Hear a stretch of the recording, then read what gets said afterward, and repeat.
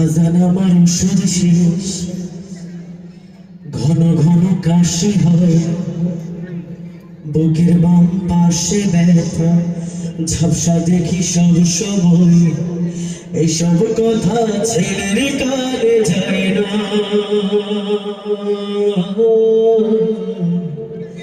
অথচ ছোট্টবেলায় করতো কত বায়না। ঠিক কিনা? আমরা ছোট্টবেলায় আমার বাবার কাছে কত বায়না করেছি, বাবার কিন্তু বিরক্ত হন না। অথচ বাবার যখন বয়স হয়ে যায়, বাবার কাছে যখন এসে বলে বাজার আমার ওষুধ শেষ, তখন আমি চিন্তা করি পকেটে টাকা আছে, বাবাকে দিলেই তো শেষ হয়ে যাবে, তাই না? বাজার আমার ওষুধ শেষ, ঘন ঘন কাশি হয়, বুকের বাম পাশে ব্যথা, ঝাপসা দেখি সব সময়। এইসব কথা ছেলের কানে যায় না।